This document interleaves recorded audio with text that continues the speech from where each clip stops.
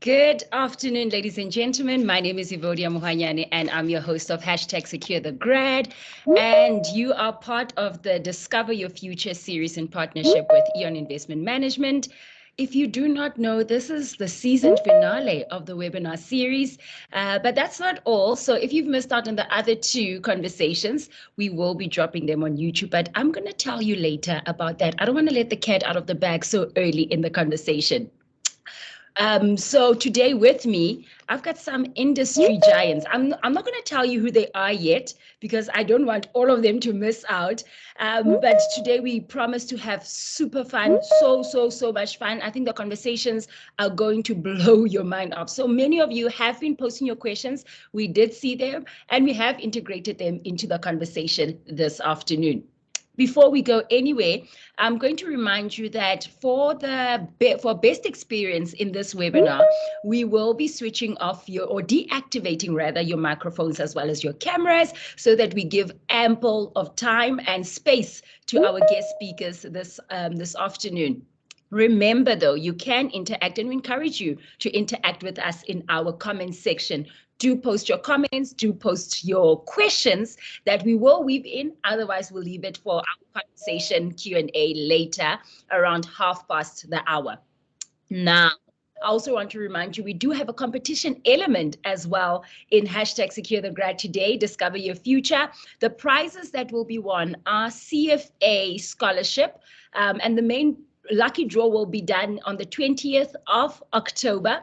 You can also stand a chance to win an internship sponsored by Eon Investment Management, take-a-lot vouchers to the value of 500 rands, Coffee Dine meal vouchers if you are in the Bloemfontein area, as well as some coffee gear goodies. So ladies and gentlemen, do interact. Remember, it's not just hey ho, it's all about meaningful engagement and taking part in this conversation.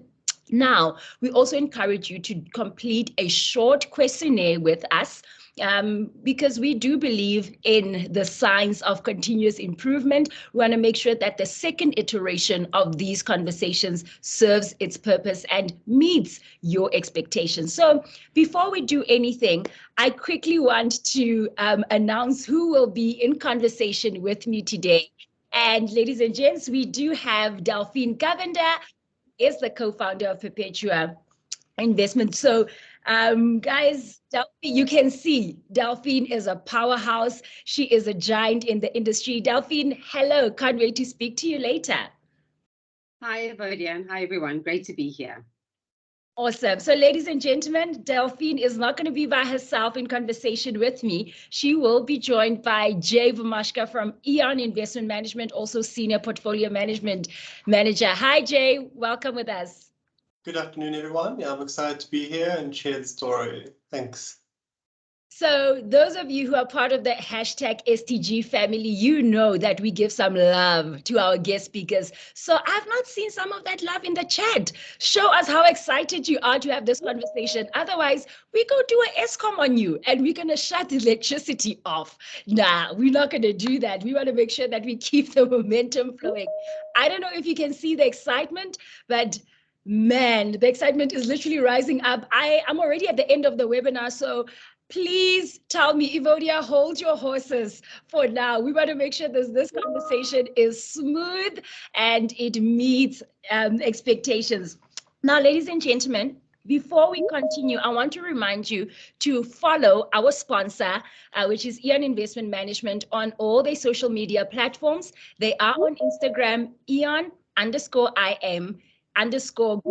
and that's on Instagram. And remember also to follow them on LinkedIn as well as interact on their website. So, and do subscribe to getting some information from their CEO, Tshego Modise, who's a proud patron of this program and also a co-lead on this.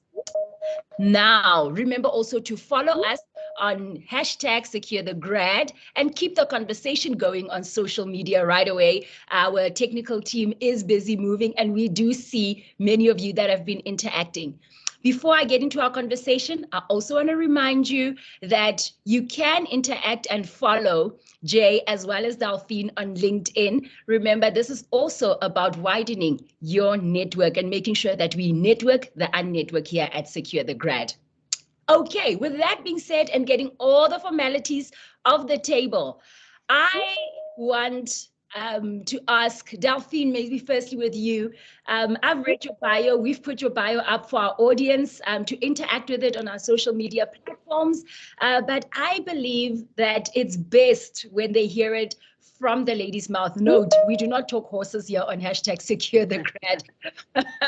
Welcome, as Delphine. So tell us a little bit more about yourself, your background, your industry giant, and I'd like our audience to get to know a little bit more about how your journey has evolved. Sure. Thank you, Evodia. I'm absolutely happy to be here and to kind of share this time with everybody. So let me just start in the normal fashion. I'm very much born and bred Durbanite, quite a long time ago, 1973. So you guys do the math. My parents actually both lecturers, so I have a soft spot for all academic institutions and great to be here. In fact, your former Vice Chancellor, Jonathan Jansen, and my mom lectured together for many years at UDW back in the day, so I got to know him when I was quite little, and spent a lot of time running around on weekends and in evenings at the university campuses, so it became part of my own lifeblood. I personally studied at UND, so Natal, Durban, as it was called back then before the merger, did my undergrad, which was a BCom. I was one of those strange people that decided in Standard 8, as we called it back then, that I was wanting to become a chartered accountant, and we can talk about that more through the webinar. And so I knew immediately that I was going to be studying a BCom, did the BCom, and then what was quite curious, which I'm sure will be a question, was that our school didn't offer accounting for matric. So I actually had no clue about accounting until my first year of university, and it was all actually Greek to me. So it was a bit of a challenge in the first year, but it was perhaps a challenge that I needed to step up for because I ended up making it work. Stayed on for my postgrad at Natal, Durban, and then, as we'll discuss later, you do a 3-year period of what we call articles or training contract. So did that for 3 years. So first year in Durban at Deloitte, which is a kind of well-known accounting firm, and then actually moved to Cape Town for year 2 and 3. I got exposed to the investment industry actually in my first year of articles, and then that's how I kind of ended up insisting on transferring my articles to Cape Town, and then went straight into working in the investment industry 24 years ago. So when I was 24, and that was in March 1998. I also got married that year, so in September 1998, so actually 24 years ago last week, and then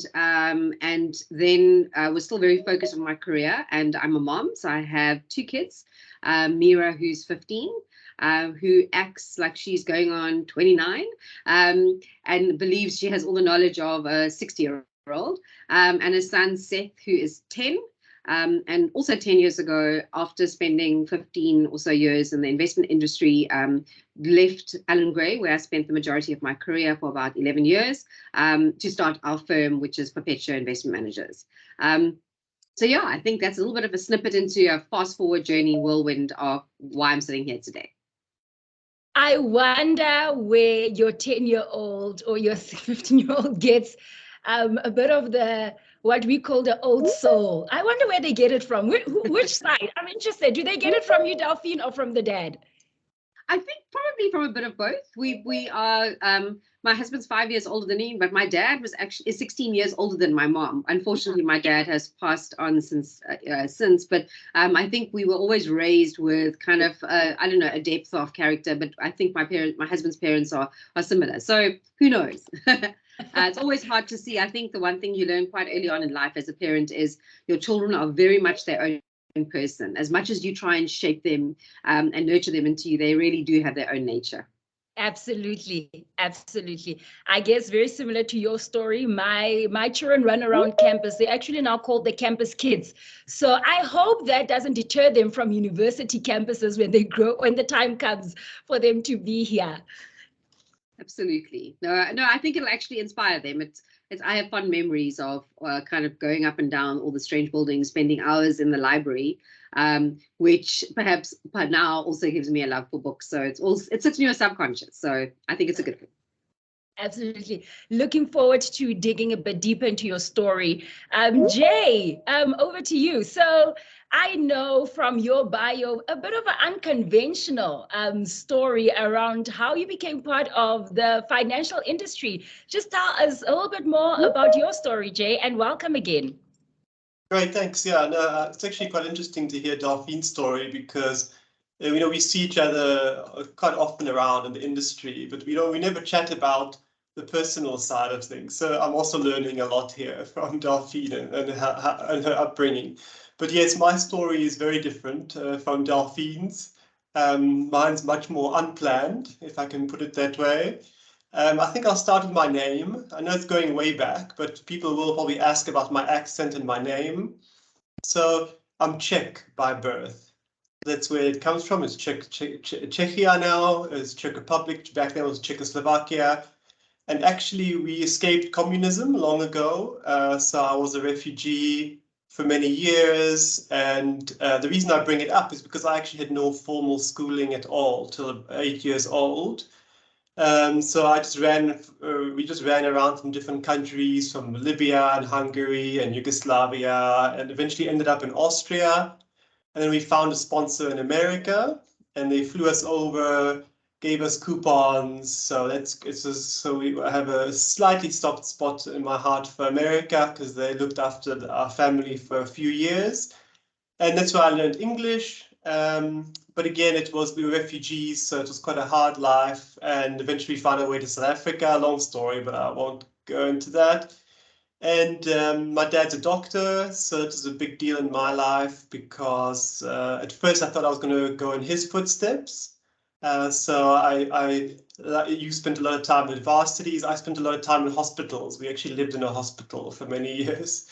So I followed him around. And then eventually, I didn't even know what degree I was going to do till matric. I applied for 3 different degrees, which was medicine, CASA actually, and engineering. And last minute, I chose engineering, so I'm an electrical engineer by qualification. It was a 4-year degree. That was great. And then I did back then it was, you go to London, and it was a working holiday visa type thing for 2 years in London. I did that, and I was an engineer for a listed company there, but I was quite independent. They gave me a car, and they said, you manage your route however you want. So I ended up with a lot of spare time, and so what I started doing is trading, actually. And the reason I got into trading is my dad gave me the book Rich Dad, Poor Dad before I left. So I learned about financial freedom, and I was like, sure, why must I sell my time for work when I can have some kind of assets work, some money for me? So it was a big change. So I started trading. I did a few courses in London, just on my private side, FX, commodities, options, all those kind of things. So when I came back to South Africa after the 2-year stint, I went to Wits. I went to Wits Engineering, and I spoke to my professor, and I said, well, what can I do to get into finance? And he said, no, do a master's in industrial engineering. It's like a little MBA for engineers. You do the corporate finance and the accounting side and operations management and all those kind of things. And then with that, I managed to get into the financial sector after the 2-year degree. And that's my first job was at Centaur Asset Management with Roger Williams. He was a great mentor for many years. I worked with him side by side. It was a boutique asset management, very few employees, which means I learned a lot very quickly, working side by side. So yeah, he was a great mentor.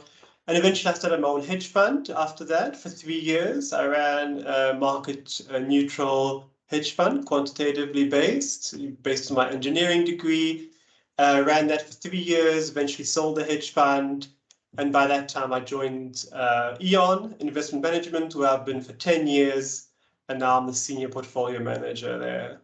Yeah, so that's my story. So you know that we speak about part of what governs or the foundation of this program is a theory, a career theory called planned happenstance. And I hear that so well in your story, Jay, that little did I know I would get into finance. I wonder though, just a little bit, your dad being a doctor and being exposed to medicine on a daily basis and then moving to engineering and then a little bit back. So that rerouting, I wonder what inspired that, because we know often that children of doctors tend to become doctors, right? Yes. So actually, his downfall was including me too much, I think, because I didn't enjoy the, call it, blood and the needles and the operations, and I was always put off by it. So I only was thinking about it just because of my dad, but it never spoke to me at all, actually. And what I realized was that I started looking after my parents' financials, even at that age. They were quite bad from that point of view. So, and I also started taking things apart and fixing things like video machines and VHSs and all this kind of, and cameras. So I realized, hang on, okay, let me go into engineering because it's process orientated. I get to fix things. That was the idea anyways. I was also wrong about engineering, but yeah. And then again, it's that with engineering and with medicine, again, you sell your time for money, but it's not. It's the long term. You kind of want balance in life. You want the more assets to work for you. And I'm really interested in economics and what drives financial markets. Also the valuation side, but I think that economics drives the world, and I want to be part of that. And that's what then got me hooked. Yeah. So while we on your story there, so you then made the move to Eon Investment Management, where 10 years later you occupying the role of senior portfolio manager. So last week I had the privilege of visiting Eon investment offices, and I was sitting there at the Bloomberg board. Man, I felt like I was on the trading floor for a second there. I could imagine myself almost, no, let me not even go there. It would not happen. It would drive me crazy. So for people like us or myself and some of our audience members that do not understand maybe what does a senior portfolio manager do? So take us through what a day or even a week or even a month looks like in your role. Okay, no, that's great. I think the most relevant would be actually a practical example in some way, because it's quite a diverse role, and for a lot of the people here on the call, if you do a CFA or a CASA, whatever you may do, you may not end up in such a diverse role. There's still many more roles out there. You might just become, and I don't use the word just lightly, but you might become a specific sector analyst only. But that wasn't for me. I like the diversity. So, for instance, portfolio manager. So I manage a few funds, or all the funds at Eon. So whether that's equity or fixed income or property, etc. And so I have to get an idea of how to position the portfolio so that it makes money. So simply put, I have to now gather as much information as possible to make a decision. So for instance, if I have to do an analysis of the retail space, and I'm using that as an example because it's relevant to you, to the mass public, is ShopRite, Spar, and Pick n Pay as an example. Which one do you buy and why? And so you have to meet the CEOs of the companies, and they'll tell you one story. Then you have to meet independent industry experts. They'll tell you a different story, such as what's trending at the moment, who's buying what, so that you can get an independent assessment. Then you meet the broker analysts. So broker is a house that you pay for research, and they give you research on the companies themselves. So now you've got all these different views. You've got the CEO's view, you've got industry experts, independent, and you've got broker views. And now you're going to put it together and say, okay, fine, I'm going to buy this one. I'm not going to buy these two. But at the same time, then you say, well, but maybe the consumer is under pressure because of rising interest rates. You want to be underweight the sector. So all I'm saying is you get all these calls and all this information. At the end of the day, you use that to build a portfolio for your clients with the intention that it's going to outperform the market and outperform the peers and make money at the end of the day for your clients. So it's a lot of meetings, it's a lot of data, it's a lot of Excel, and yeah, but it's quite diverse because you get to meet a lot of people. I mean, I love meeting CEOs because you learn so much from what they have to say, and they're running businesses, so it's you get a lot of exposure to the economy globally. Yeah. That's very interesting. It sounds like you've got to love talking to people and that interaction, right? Yeah, so it's interesting. I mean, I don't like to define myself in any way, but I like to stay under the limelight. So I'm an introvert. So it's not that I'm an avid speaker, but when it comes to something that interests me, that I like growth, I like knowledge, I like wisdom rather. So that's the angle that I like meeting people for. But yeah, I do like to stay under the limelight. I imagine, not normally. Delphine, with you having worked in Allen Gray, also as a portfolio manager and later transitioning into the directorship, and then starting your own company, perhaps Jay has spoken out to us a little bit around the portfolio management. Can you maybe, before you speak about your current role, speak to us a little bit, what does that directorship role look like? A typical week in that directorship role look like? Yeah, thanks. It's interesting because for Jay and myself, I would say we first and primarily investors. And once you almost are bitten by that investment bug or investor bug, it almost becomes part of your identity. And it either resonates with you or it doesn't. And the point about it is that the director role is almost kind of a role you fulfill. It's not a full-time job per se, because I don't work necessarily in a full-time capacity of running the business. So the directorship is an important role. I think what it does do is that it helps you shape some of the strategic decision-making of the business. It helps you shape, influence some of the thinking around hiring, culture, a fit, those kinds of things. But first and foremost, I would say those individuals like myself and Jay who work in the investment role, the majority of our identity in a professional sense, and in fact, it's a job that never sleeps, is really spent as an investor. I have a brother-in-law, I have one sister, she actually she's an economist by training, but actually spends most of her life in almost competitions and anti-competitive practices, etc. in terms of that angle. And her husband is a quantity surveyor and works and does real stuff, as he tells me. He builds real stuff, bridges and roads, etc. And we always have as brothers-in-law and sisters-in-law do, we always have a banter.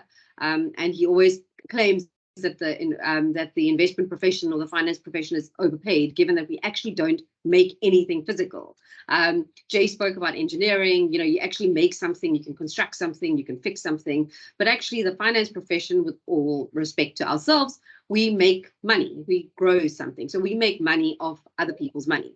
And so I often tell him, well, actually what we get paid for is that we get paid to worry, because we have this kind of huge, almost, I wouldn't say it's a burden, but this huge privilege and this huge opportunity to be entrusted with somebody's hard-earned savings, whether it's your future pension savings, whether it's savings every month that you want to grow for a specific goal. And then we've got to invest it wisely and responsibly, exactly as Jay mentioned earlier. And to do that requires effectively a repeatable and dynamic decision-making process.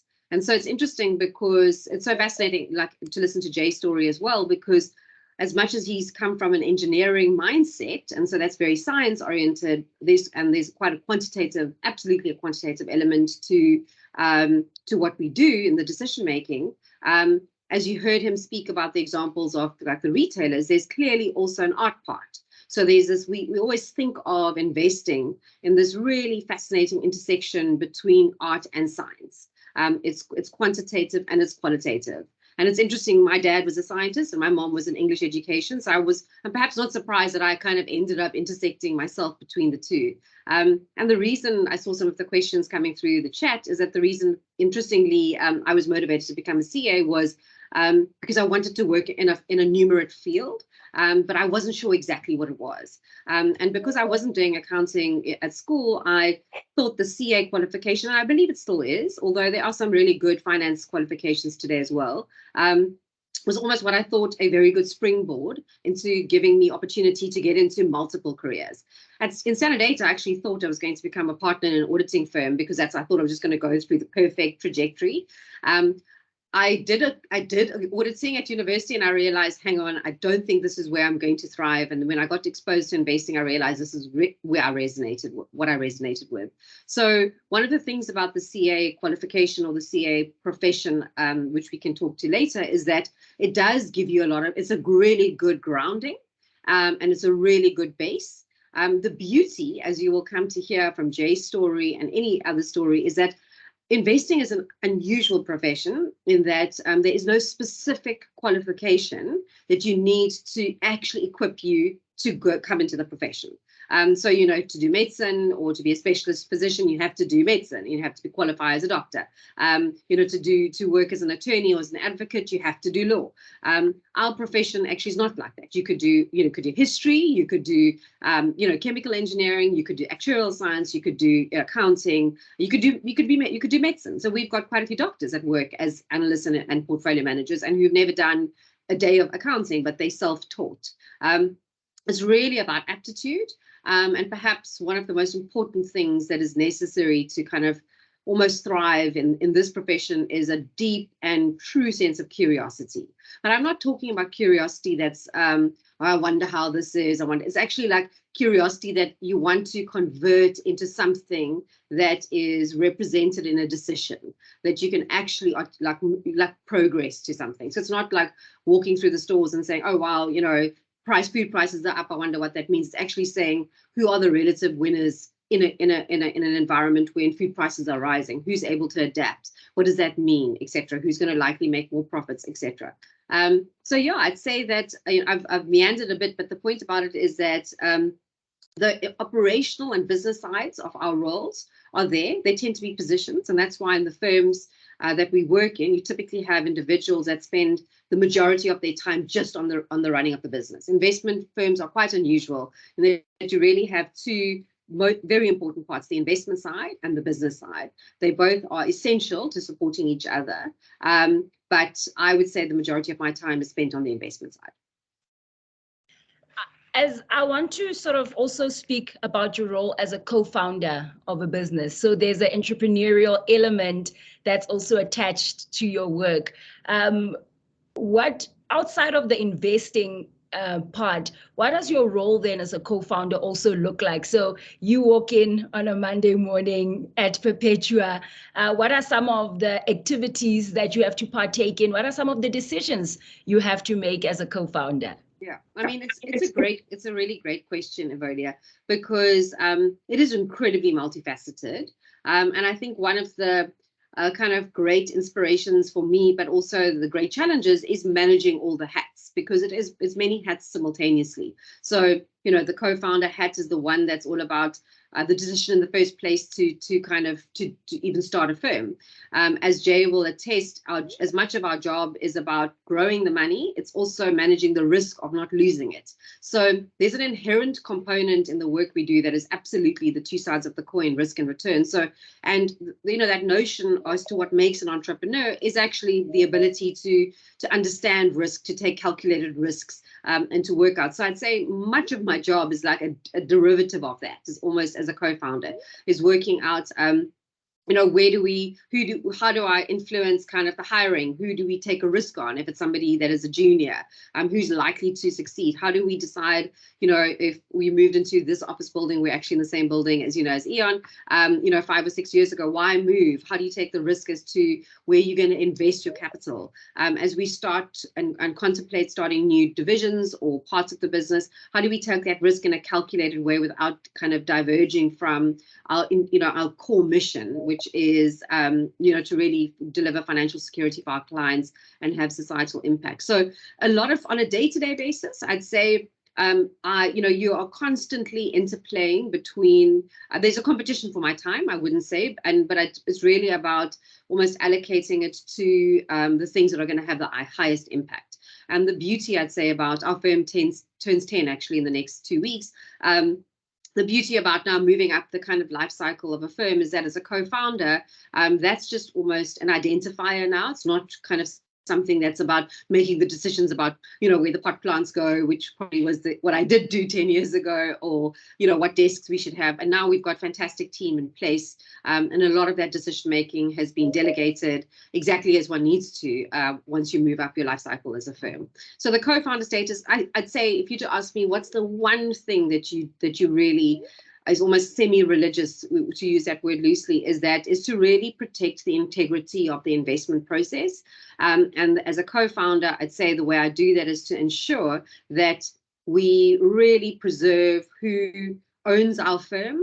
Investment firms are very unique beasts in that we don't kind of grow necessarily always in a straight line, because stock markets don't go up in a straight line. No markets go up. So you can have quite a lot of volatility in the performance of the business. And so you need to ensure that the people that own you, your shareholders and your fellow shareholders, understand that volatility, and they do not put pressure on the investment team to make short-term decisions because of a short-term hit to profits. So I'd say that's perhaps the most important thing, is to preserve the ability of the firm to, as a co-founder, to remain true to its kind of promise to clients, and not do things just that are in the short-term best interests of clients, but not necessarily in the long-term of the business. So you always have to put the business interest below the client interest. And that's essential in, I think, a success of an investment firm long-term. It sounds like a very fine balancing act that one has to employ there. You do. And I think if we look, I mean, the beauty of our industry is that there's many people that have come before us. So we have a lot of school fees that other people have paid. We've got a lot of kind of learnings that we can look at, from amazing success stories, less, well-known failure stories, better-known failure stories. And in fact, there's quite a big graveyard, we call it in inverted commas, of failed investment firms globally and locally. There's no one single right to win and success. And so, but there are clearly time-tested principles that exist, we see, that are likely to contribute to the long-term success and the long-term existence of a firm. So while that fine line is real, I think if you start your firm with a clear sense of identity and a clear sense of almost your non-negotiables, it becomes much easier, because your absolute vertical is very clear. And everything almost resonates with it, rather than something that moves around, which, like the market does, which we need to manage against. I'm going to latch onto that last point you've made and direct the conversation to Jay. So Jay, your part of your role is to make sure that integrity in terms of investing is upheld, that Delphine spoke about, and making sure that you balance all of those hats for your investors, but also for the company that you're working for. Thinking about your skills and qualifications, especially qualifying as a CASA, why do you think that has been important, especially thinking about the role that you occupy currently? Okay, thanks. So just to clarify, so I don't have a CASA. I'm on the CFA side. CFA. Apologies for that. No, that's fine, just for the audience. But I must say, engineering, and it'll come through in my discussion today, there's a lot of luck and skill. It's the same as like art and science, as Delphine says. So, engineering, I didn't know how much benefit it was going to add, but it's so process orientated, and all it is building a system and sticking with it. It's input, it's process, it's output. And that's what financial markets is about. And Delphine spoke to the consistency of that, and that's key.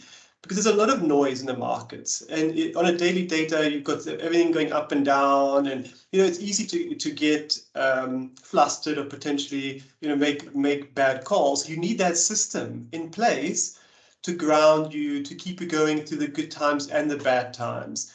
So the engineering degree has been pivotal, actually.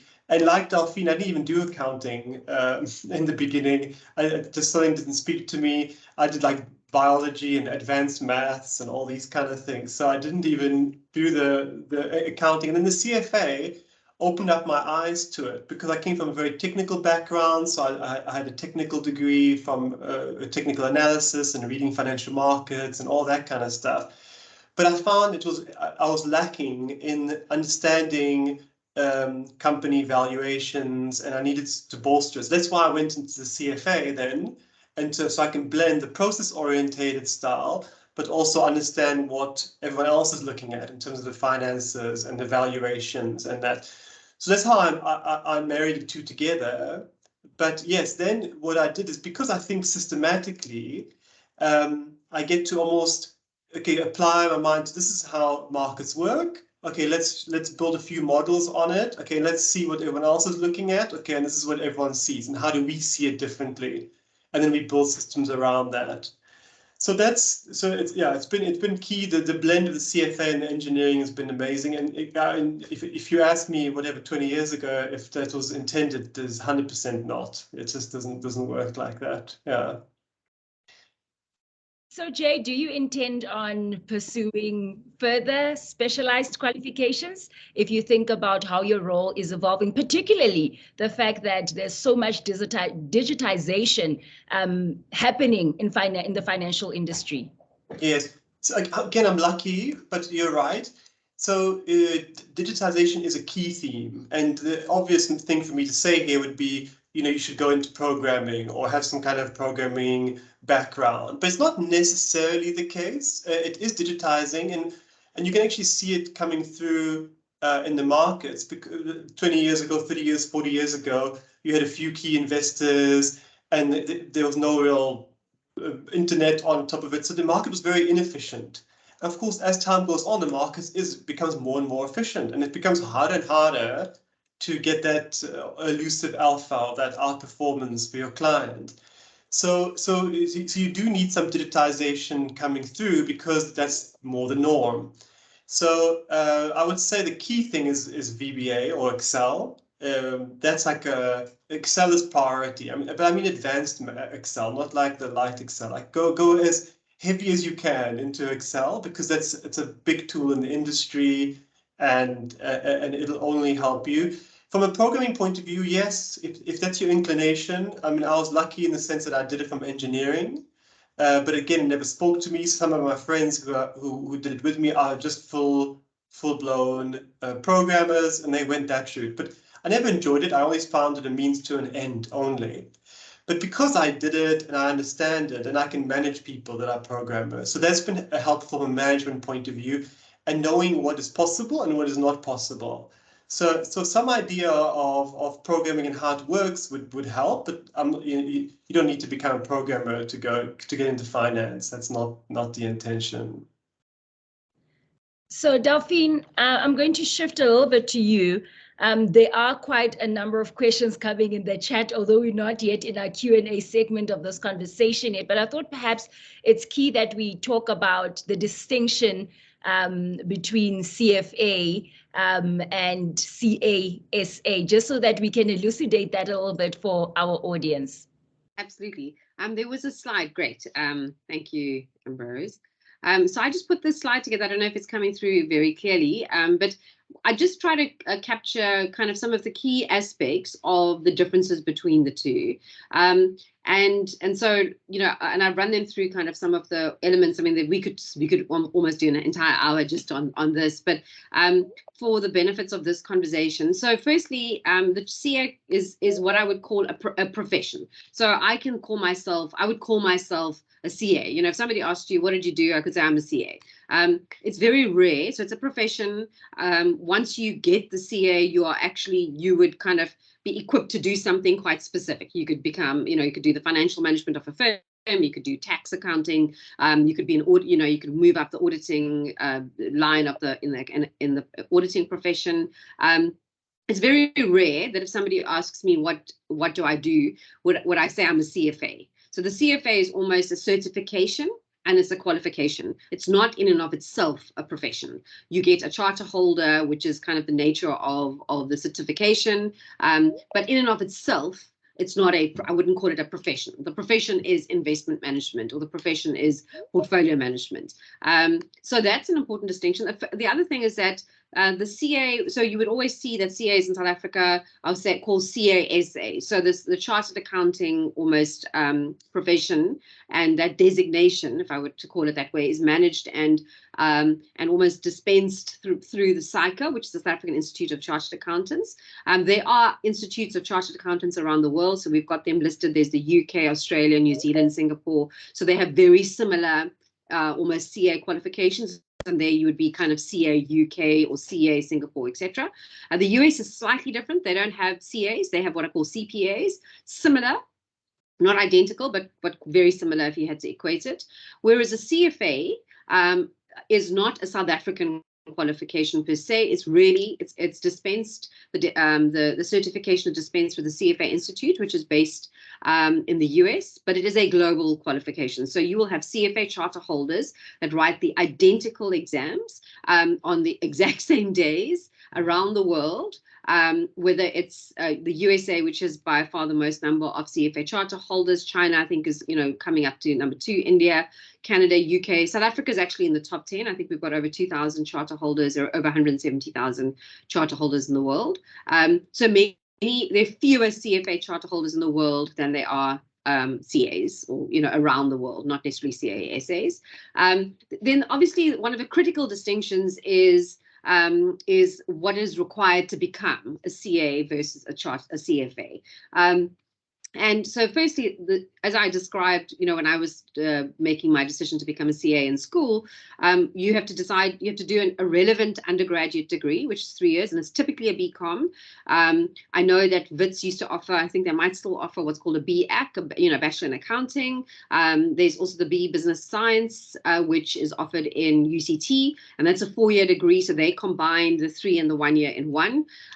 So if you do the 3-year commerce-related undergraduate degree, you have to do very specific final year subjects, which typically include accounting, auditing, tax management, accounting, and finance. And then you have to do an equivalent postgraduate year. We call that the CTA year. The CTA is like a general term for certificate in the theory of accounting. But depending at the institution, you would either be called an honors year if you're doing it as part of your business science honors, or you would it's called the graduate diploma in accounting, or the postgraduate diploma in accounting, or GDA. So that's typically, so I did, Natal University offered HDIPAC, which was called the higher diploma in accounting, and so that's what I would have done. And effectively, it's exactly the identical year of my 3rd year subjects, but all at a postgrad level. So it would be accounting, auditing, finance, management, accounting, and finance, and tax. And then obviously there's subcomponents in your degree like commercial law, etc. But that's really where you move to. And then critical is that you have to serve 3 years of what we call a traineeship. We call it a training contract, or some, it's almost like an apprenticeship equivalent. What has changed since I qualified as a CA and I did my articles is when I was looking out, you had to do it as an auditing firm. So that's called TIP, training inside public practice. But what's quite exciting is over the last kind of 2 decades, there's an option now that's called TOP, training outside public practice. So you see firms, larger financial firms, particularly like Investec, you could even do it at Sasol, I believe. You could do it at, Discovery. So you could run your entire 3-year traineeship in a firm that is accredited as a top provider. So they basically have to meet the criteria of, moving the individual around the firm so that they get exposure to the different aspects. And then in that 3-year period, you have to write 2 exams. There's ITC, which is the initial theory of accounting, and then ATC, which happens at the end of it. I think it starts with advanced theory or certificate, etc. And so those 2 exams have to be written. And once you do that whole thing, if you followed it in a full-time studying capacity, as many people do, it would be 4 years of studying, 3 years of training, and during those 3 years of training, hopefully you pass your board exam, and then at the end of the 7 years, hey, presto, you're a CASA. Whereas the CFA, you already have to have some sort of relevant, and they're actually quite broad. They don't stipulate it. You could have a, be social science, you could have a BA, etc., and you could have engineering, you could have any undergrad degree, but you have to have an undergraduate degree. So the CFA is a postgraduate almost certification. It is 3 exams, and they call 3 levels, level 1, 2, and 3. You can write them. I think it's possible to write them over under 2 years, because you could write level 1 and 2, within 6-month periods. Not many people do that. Most people do it in 3 years, 3 calendar years. And the exams, because of COVID, they've now moved all over the year. But typically they used to be just in June of every year, but now they're available throughout the year. And secondly, and then once you've written those exams, you actually, at the same time as writing the exams, and that's why it's often favored that people only start writing the exams not at university, maybe level 1, but actually when you start working in the investment world, potentially, because then you can earn your hours of experience, and they call it relevant experience. I really encourage you to the students to go to the CFA Institute website. All of the information is there. But during over a period of a minimum of 36 months, you have to accrue 4,000 hours of relevant experience, and it really explains what relevant means. And then once you pass the exams, once you've got your 4,000 hours of experience, and they show you how to kind of annotize when you get it, you have to get at least 2 professional references. You apply to the CFA Institute, and within a month you will be awarded, if you meet all those criteria, you'll be awarded the CFA designation, and a huge certificate gets posted to you in a long tube. The most important kind of distinction between the two is, hopefully you've kind of heard through Jay and I indirectly or directly, is the CA tends to have a much greater focus on accounting, tax, auditing, and finance. And the CFA is really focused. It's considered the gold standard kind of qualification in the world for investment management. And it's about ethics, it's about excellence in the profession, etc. The irony is that I actually, if I had known in Standard 8, 9 or matric or first year university that I was going to definitely get into the world of investing, I actually did not need to become a CA. As Jay has, articulated, you don't need to be a CA. It is a great, it did definitely hold me instead to kind of have a much faster, I'd say, learning curve and accelerated learning curve in the investment world, because some of the kind of skills that I learned through my CA route, whether it was, financial modeling, etc., and then in your articles where you spend a lot of time at large companies, you meet with the management teams, you interview the management about the performance of their business, and you do a lot of report writing. So all those skills I learned during my articles are all absolutely applicable as in my job as an investor and as an analyst. So I found that very quickly I was able to get up the curve as a young analyst, because I had comfort interviewing CEOs, because I'd done it when I was training to be, I was comfort in writing exams, I had comfort in modeling. So I do feel that CAs can have a slightly faster adoption in the investment world, but it's definitely not needed. And I did for some days wonder why on earth I wasted, in inverted commas, those 3 years doing my articles when I could have just, become an analyst at 21 or 22. And then the last point is just on the fees. Obviously, the CA, you have to pay your university fees for 3 years. And then I try to look for the updated numbers, but it's around 6,000 Rand for the 2 board exams. Obviously, when you work as a trainee accountant, you get paid. Not much, unfortunately. And I hope things have changed from when I was a trainee accountant, as we called. But it's enough. But it's enough to live on. But it's not much, given that you believe you've passed all these exams, etc. The CFA is entirely dollar-based. You pay a one-off enrollment fee for the 3 years, which is $350. It used to be $400. And then depending if you go for the early bird application, or if you leave it till the last moment, the annual exam fee ranges between $700 to $800 to $1,200. So it's not cheap. But that's why, it's a commitment. And actually, most people that work in the investment world, even if they tend not to do the CFA while they're at university, they tend to start it once they start in the industry, right at the beginning, as what we call trainee analysts, etc. So that's really just in a very quick nutshell, the essence behind the two. The question I get most commonly asked, because I do obviously speak to quite a few university students, is, should I do my CFA while I'm at university? And I'd say that if you are like 100% certain that, and you are already coasting through your degree, you've done your postgrad, and you find that this is all very easy for you and you have a lot of spare time, then by all means start level 1. But I certainly don't almost insist that you should do it. I actually feel as though you are likely to enjoy, in inverted commas, the process of knowledge gathering of the CFA once you finish university, and particularly once you start working in the investment world. I actually found that the level 1 is most closely connected to what you would have learned at university if you've done an appropriate connected. So it's all about, there's a lot of accounting, there's a lot of economics in level 1. Level 2 is much more about valuations, which you tend to learn, also at university, but you can learn them on the job. And level 3, I'd say, is very connected to the work. So I found level 3 for me the easiest, in inverted commas, but purely because it was so connected to the work I was doing. It was just so logical. I found it natural. I found it enjoyable. Whereas level 2 was perhaps most removed from some of the work I was doing. But I feel like the entire CFA experience, as much as it's stressful because you are now working full time, you're trying to make an impression at a new job, you're learning, up the steep learning curve. It's stressful to be writing these exams while working. The firms, if you're working in an investment firm, they're typically very supportive. They'd either pay for it, and as long as you don't fail, you get, or you may have to pay half back. They give you stud time off.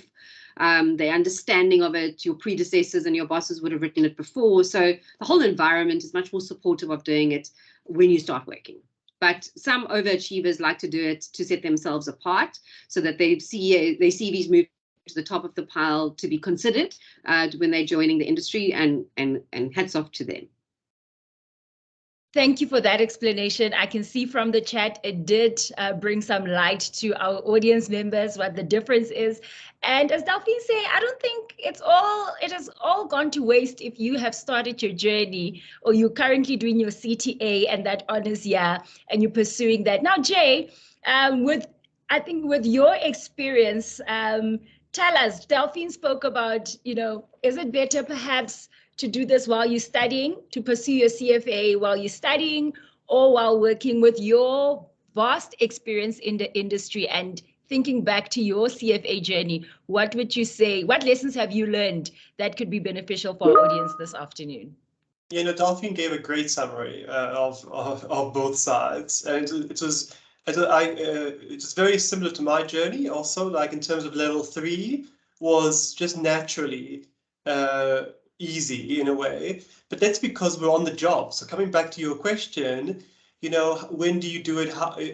When do you pick the best time? I do find also on the job, because it makes it more relevant what you're learning, and so it makes it easier because it's on the job. But level 1, again, it's nice to have your foot in the door on level 1. So what do I mean by that is, let's say we get 600 CVs, and if you just had to put a filter on of CFA interest, or even just registered, you get to 100 or whatever out of 600. So it's a little bit of help on level 1 in terms of filtering. So you may consider doing that before applying for a long-term job. But we also have, we do pay for it. The industry is very understanding, exactly everything as Delphine said. But then level 2 is quite intense and detailed, and the longest module of the 3. And that one, if you're not on the job, you would be very far removed from some other things. And it would be a lot of theory, and theory would mean a lot of parrot fashion learning. So it makes it harder to grasp the theories, I find. I mean, that was my experience of it. So I enjoyed doing 2 and 3 on the job. And I had a few years gap between 1 and then 2 and 3. And it worked very well for me, that I felt comfortable. But I know that a lot of people who try and do the 3 too early just end up failing, because it's just too far removed from their day to day. So yeah, I would do it on the job. But before you have kids, that's the big caveat there. Do not have a family and then try do CFA. That will hurt your lifestyle a lot. Yeah. Jay, did you do all, as Delphine said, you could do level 1 and 2 simultaneously and then move on to level 3. How did you do your qualifications? Okay, so I was already in industry at level 1. No one actually pressurized me at all. I was working at Centaur already. And just because I had a mentor, he's also a CA, CFA, so is my current mentor. He's a CA, CFA, so both degrees and qualifications. And I actually just wanted to know what other people are looking. So CFA 1 was completely just for fun. I know it sounds weird, but it was completely for fun. And I didn't think I was going to finish it. I never intended to do 2 and 3. And then so then I did 1, passed, all good. Then I stayed a few years in industry, started my own company. And only when I was firmly entrenched in the industry did I say, okay, actually, I'm going to finish this qualification. And then I did 2 and 3. And so that was more of a choice. The first one was for fun, and then so for me, I did the 2 and 3 then in 1 year each. Yeah, because back then, as Delphine said, it was only 1 exam per year. It used to be that level 1 was twice a year, so you could only do level 1 twice a year, but 2 and 3 was always a year apart. So yeah. So I did 3 years, so yeah, but with a gap between 1 and 2 and 3. Yeah. Jay, with clogging in 16 years worth of industry experience, what do you know now that you wish you had known earlier? Sure, a lot of it is not even skill set based. So what I mean by that is, for instance, I remember when I was younger at varsity, time was a big deal. Like I thought, ooh, I don't have enough time. I cannot take a year off to travel the world. My friends are going to get ahead of me. So because you're on par with your peers, time seems to be a big deal. But actually, looking back now, that all normalizes when you get out. There's far less pressure from a peer point of view.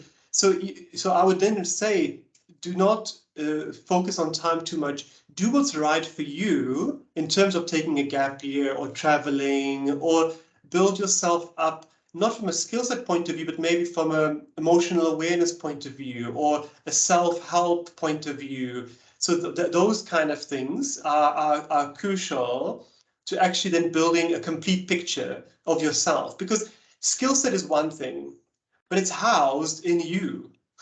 So you need to work on yourself too, so that when you get in an environment where there's, let's say, more pressure, you understand yourself better, your workings and what works for you, and then you actually end up applying your skill set far better.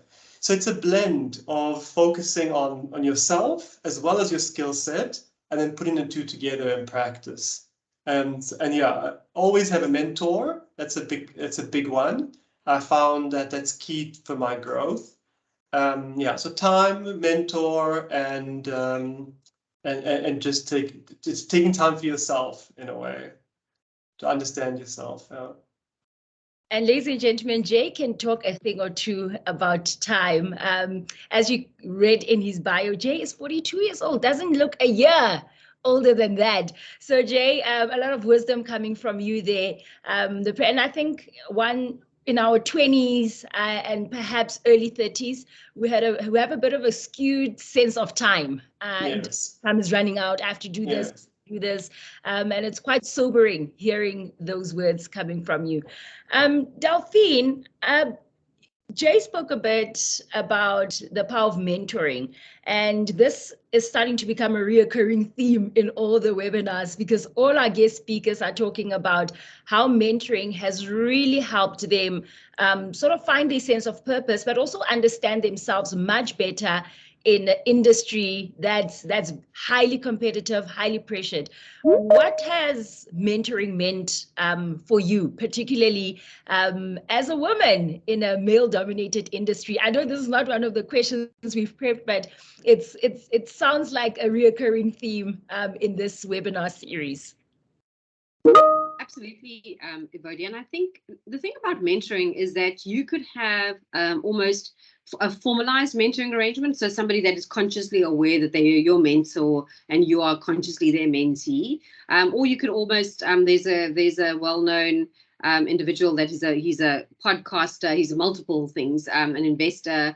He's called Tim Ferriss, and I highly recommend he just creates systems in life. I think he's also in his 40s, mid 40s, and he speaks about you can have a tribe of mentors. He's got a book actually called Tribe of Mentors, and what's good about it is it's basically saying that there's individuals that you will come into contact with in your life that will actually be, they don't know that they're even your mentors, but it's just that you are constantly learning from them. I'd say the big difference when you enter the world of work, we'll often hear, particularly in the corporate environment, of something called, or even in the academic environment, of somebody called a sponsor. And a sponsor is that person that's really shepherding your career. And shepherding and assisting you as to how you make decisions as you maneuver your career progression. A mentor, and they always say to a sponsor, you always say the good, the good, the good. But to a mentor, you speak about the good, the bad, and the ugly. Because actually it's a much more honest, a much more direct experience. And in fact, as a mom now, I would say that mentoring is actually not just about help me understand how to navigate the world of work, help me to understand, if you're the mentee. I actually feel it becomes a learned skill. It's almost a characteristic that all of us should learn. And because a lot of the mentoring, I just think of all of us. We sit on the weekend in conversations with our peers, whether you're 45, 42, 49, or 23. We are mentoring each other because we're constantly sharing the good, the bad, and the ugly. So it's this kind of peer-to-peer arrangement about trying to understand how are we making sense of the decisions we have to make in life, how are we making sense about the authenticity with which we kind of show up, how do we make sense of self-actualization, which is what everybody's about, which is really saying, I've been given X amount of unlimited potential or whatever potential, how do I live a life that really can really achieve and actualize as much of that potential. So I would say, coming back to me personally, I've had not very many official formal mentors where I said, you are my mentor, I'm meeting you once a month, etc. In fact, more recently, I've had entered into kind of these more formal arrangements. But over my career, a lot of people are not aware that they really were my mentors, because I would often have an ability to be open, engaging, honest. There's an element of courage. You really have to have a willingness to be vulnerable. And I think that's perhaps the biggest shift that's occurred in the sort of evolution of the world of work, is that previously the way we were raised was always to have that armor, to have that like almost impenetrable resilience that kind of kept everything down. But actually the shifts have been to really open up. And almost be quite almost a lot more vulnerable. We're just going to have a cough quickly. I, for one, I'm just thinking about the power of mentoring. Often people do think that it has to be this formalized commitment. And I mean, I'm thinking of my line manager. We've never sat down to say, hey, Professor Stratum, you are my mentor. Ibodia, you're my mentee. But the type of relationship, those weekly engagement, I am struggling with this particular case, let's just talk about it. Oh, slightly, I'm overwhelmed. Don't know what to do. Let's talk about it. And I've found so much value in that kind of relationship. Yeah, no, 100%. Sorry about that. I absolutely, Evodia, and I think this is the challenge. So I absolutely support individuals seeking out. And in fact, if you look on LinkedIn now, there's a huge host of mentoring programs that are being run. If you think of what a lot of individuals that have worked their way with challenges through the industry over the last 20 or 30 years, we've realized, I mean, a program like today, we've realized that we don't have to insist that the generations that come after us, like get the same deep end treatment, have to have the same scars, etc. If anything, generational progress is meant to achieve, it's meant to achieve that we can, you're going to have your own challenges. So let us help to the extent that it is of assistance to have open-mindedness, to be generous with our knowledge, to be generous with our experiences in a way that can uplift. Because ultimately, we're just being open. It's always going to be left to the individual to do whatever heavy lifting it is that they need to do. We could, I remember reading something a while ago that was speaking about when you parent, when your kids are young and they have their own bedroom, their doors are always open. And they say when your child's bedroom door is open, get as much information about values, morals, what's the right thing, unconditional love, while the doors are open, because around age 13, 14, 15, their bedroom door starts getting closed. And at that point, you go from speaking to just listening as a parent. And you hope that everything that you said while the door is open sits somewhere in their subconscious and it resonates as part of who they are. So I guess in the same way as a mentor, you also do the same thing. Ultimately, it's left to the individual. The last point that I'd also add is that this is not one directional in terms of growth. I found that I possibly over time learned as much, if not more, from a mentee than I've perhaps felt I've imparted. And that's really, if you come from a growth mindset, if you believe that there's kind of life is always about kind of constant learning, and that the learning is not about age or experience, it's just about, kind of just a whole combination of elements, you'll find that the value really goes in both directions. And I do believe that there are individuals that do come from an impact mindset. They really believe that we're on, and I hope most of us as humans are, that we're on this planet not just for my own self-preservation and for my own, like little fiefdom or future life of excellence. I'm also here to lift others, but not just because I know more, but just because we're a community. That's kind of what humanity is about. So I do feel as though mentors are available, and sometimes it's just having the courage and being fearless enough to ask and get out there, and also to understand that it doesn't have to always be formal. But when you do, the final thing I'd say is that when you do enter into a relationship with someone, is to also show up. Show up in terms of time, respect commitment, respect the other person's kind of energy, and the worst thing are the on the day cancellations and the last minute. Life happens, we get that, but you have to kind of respect the mutuality of the relationship. Those pearls of wisdom, ladies and gentlemen, I just want to snap my fingers right there.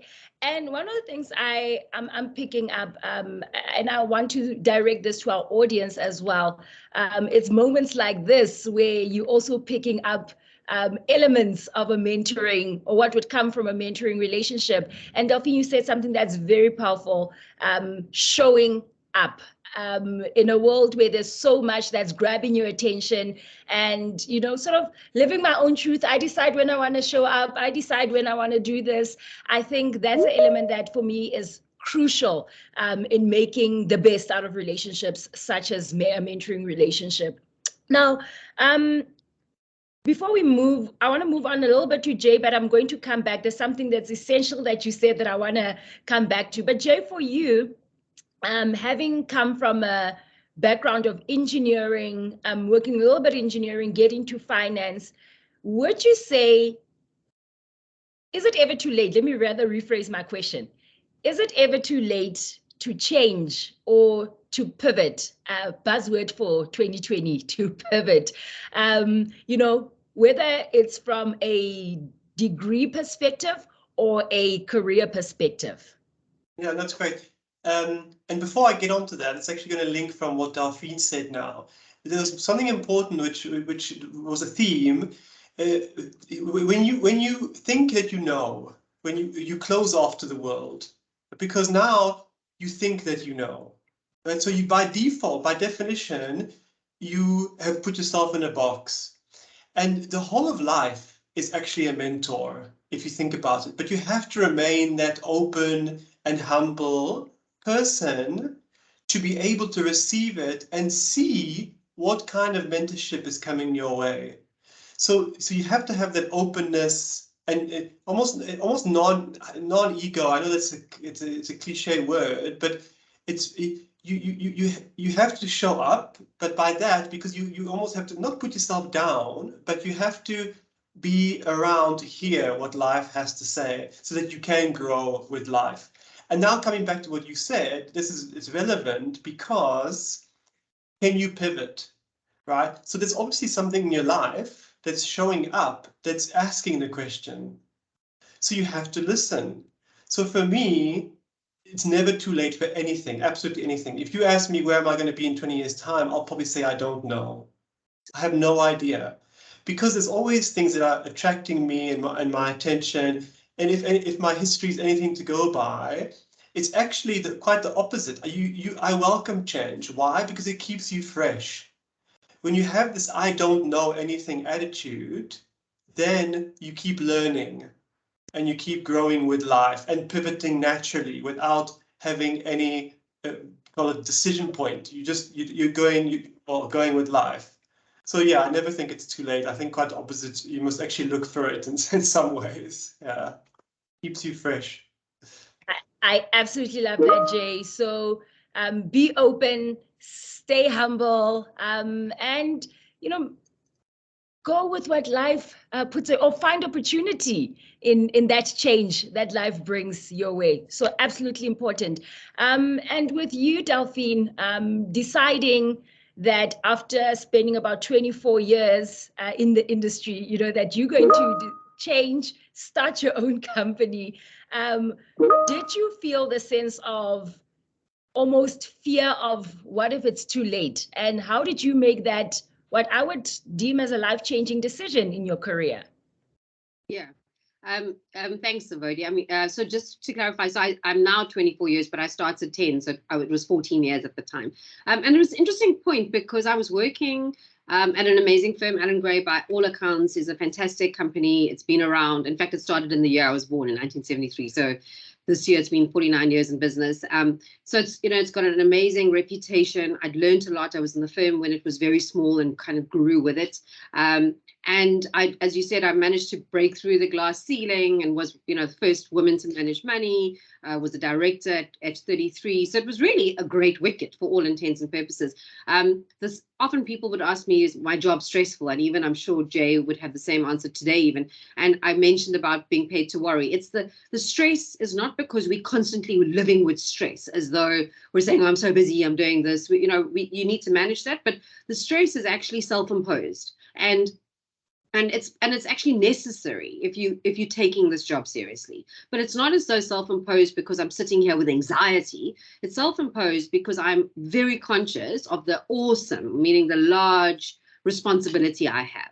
And so if I don't care about it and have a deep, caring approach to it, then I'm not in the job. I haven't earned the right to do the job. So interestingly, even in a big firm where you don't have stresses, that there's stability of the actual firm, it's unlikely the business is going to have, hiccups, etc. But I had this little voice for those of you that have done psychology in your degrees, and there's that Maslow's hierarchy of needs. And if you understand Maslow, it's all about the basic needs at the bottom: food, shelter. We've added Wi-Fi. And then you go up and it's like excellence, mastery. So most of you are entering this point in your life where you've got the basic needs hopefully covered. Now you're on education and you're building a future of mastery, of excellence. What am I going to be excellent in?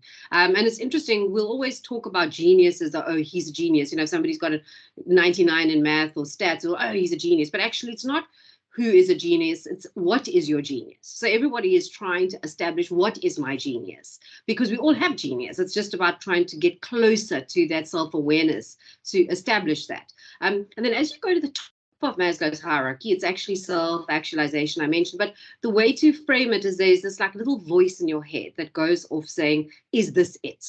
And so I was at Allan Gray for 11 years. It was a great career, but I had this little voice in my head. And it kept saying, is this it? Is there something more that I'm meant to be doing to use my kind of collective competency, passion, interest, desire to make a difference in a forum outside of just this kind of really well-established corporate. I knew that Alan Gray as a business, being big, had a bigger impact on the world, but perhaps my individual impact was not going to be as great in a firm of that size, that it had grown. When I was there, it was 50 people. When I started, when I left, it was 800, and now it's over 1,000, 400 people. So, and so as I looked at our industry, and we've spoken a lot about it being male-dominated and etc., and it's really the nature of most industries in South Africa, but particularly financial services. Jay can attest to saying that most of our clients are actually the average worker in South Africa.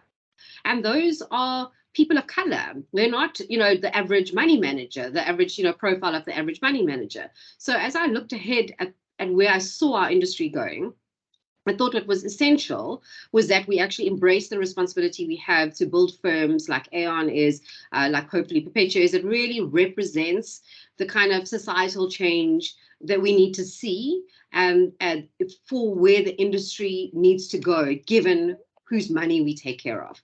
And so as I kind of had the motivation to kind of start a firm, I do admit when I was 38, which was kind of 10 years ago, and I thought about this, there was no perfect time. I wasn't 90% sure, 80% sure, 70% sure, because I was on a really good wicket. So when you're on a good wicket, the easy decision is to stay, as much as it's hard, self-imposed stress. The easy decision is not to leave and pursue what is a calculated but still great risk. But what I actually was that, something you said was I looked ahead and I said, how long does it take to put the bones together of a semi-decent business? And I thought it took at least a decade to 15 years in this industry, because we're in an industry of trust, and it's not just making something that you pop out on the other end and hope somebody buys it. Is that I didn't want to live with regret. And I said, I didn't want to, if I waited till I was 40, if I waited till I was 45, there was no perfect time.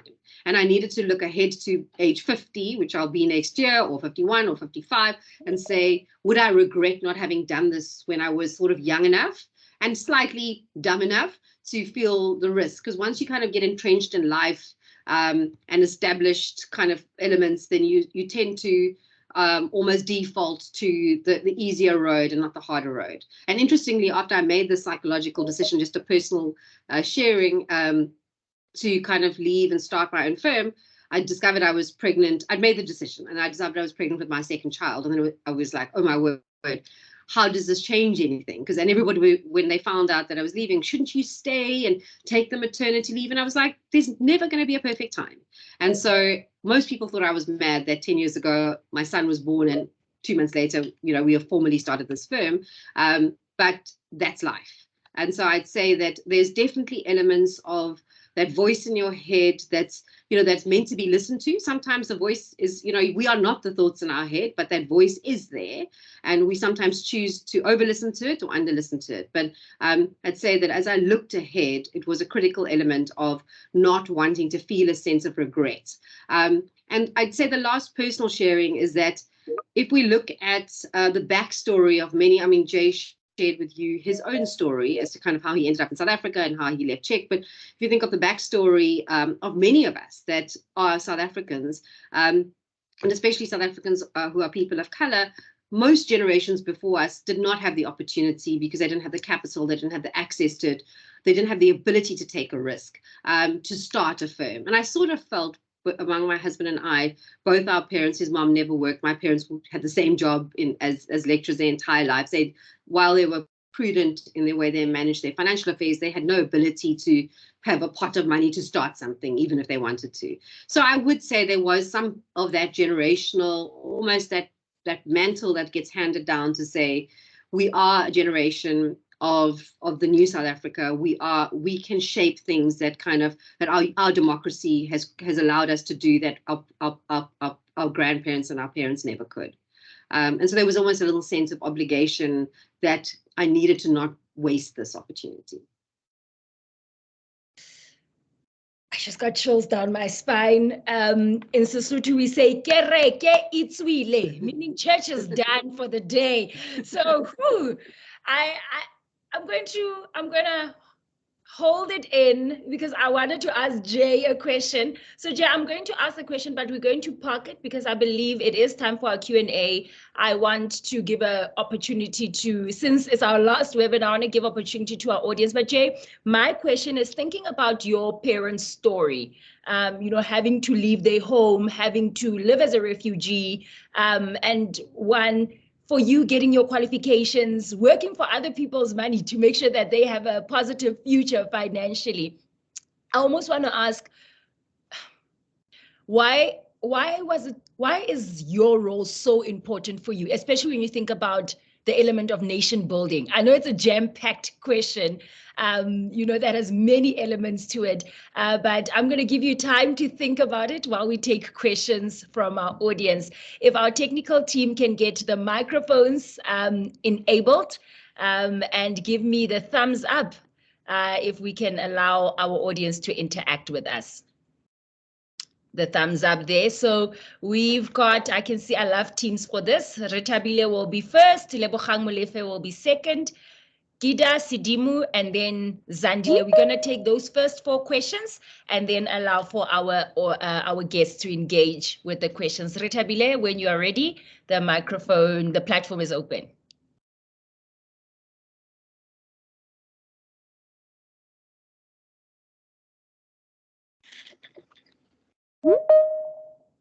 Retabile, go for it. But I see Lebogang has, Lebogang, you have your microphone on, so go for the advantage. Right. I just wanted to ask our guests if money wasn't a problem and there was no profession at all, what would you be doing?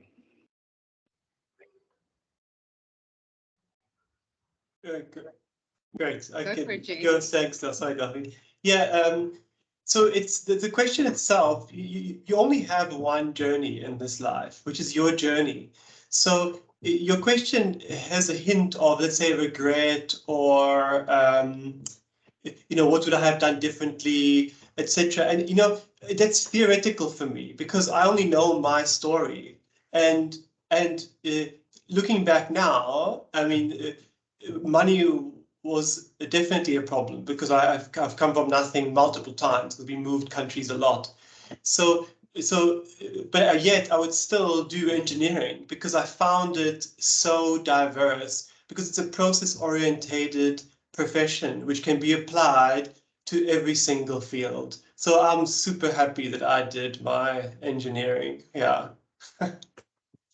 Yeah, I mean, it's a powerful question, but it's one of those challenging ones to answer because of, as exactly as Jay said, you're only on your journey. But so what I won't, I'll be absolutely open. When I was in standard 8, I remember it was the end of standard, and the reason it was standard 8 because we had to pick your subjects. You remember, for matric in standard 8, and so I needed to know what career I wanted to study so that I picked the subjects appropriately. But in my early high school years, I am absolutely not going to deny that because my parents were lecturers and I knew that the material resource in our home was finite, even though the intellectual resource was infinite, and the warmth and that curiosity in our house, I absolutely looked, if Google was around then, but it wasn't, I absolutely looked at what were the highest paying careers. There's no doubt that it was that was a feature, because I had this burning desire to have self-sufficiency and not be reliant on anybody. And I guess also being they're just 2 girls in my family, and my dad, I'm very proud to say, was as much a feminist as my mom was. So he really raised us as girls to believe that anything was possible. It wasn't just marrying well, as would have been the case at the time. But in fact, by the way, what was the outcome? Apparently plastic surgery back then was the highest paying career. And like Jay, blood was not for me. And then next down was something like actuarial science. And then somewhere below that was CA. So, your Lebogang, absolutely. Being paid well was important to me. But as I embarked on the journey, and as I realized, and I stumbled across in the world of investments, actually in my first year of articles when I went to New York in an absolutely lucky break when I was 21, came back after 5 weeks and told my parents, I want to be an investor. I'm moving to Cape Town at the end of the year, packed my bags and drove with a cousin with very little, and moved to Cape Town. And again, very luckily, after 2 years, because I was auditing only investment firms, managed to get jobs in the investment industry. And but as I've gone on this journey, there's almost never been a day that I, as much as hard as I work and as much as I care about working hard, that I've not found that I'm incredibly lucky to have found the job that I was meant to be doing, because it's mainly not ever work. Most of my friends still are confused, even 30 years later, about what it is that I actually do, especially the ones that are in careers like law and property and, doctors, etc., because they are stunned that I have a knowledge base that can stretch among so many different things, because that's what our job is about. The most important thing, I'd say, Lebogang, the question is this, is that we all, every single person, whether you are a nanny, whether you are an analyst, whether you are a lecturer, we all need to earn a living. So we all need to live. We need to earn a salary, unless you've inherited it, which is the 0.000% of our country, but most of us are not that. We all need to work to earn a living so we can pay for life. But if you know that we're all in the same bucket that way, irrespective of what you choose to do, how do you approach your work? That you don't just deal with it as an intellectual endeavor, or you don't just relate to it as a chore.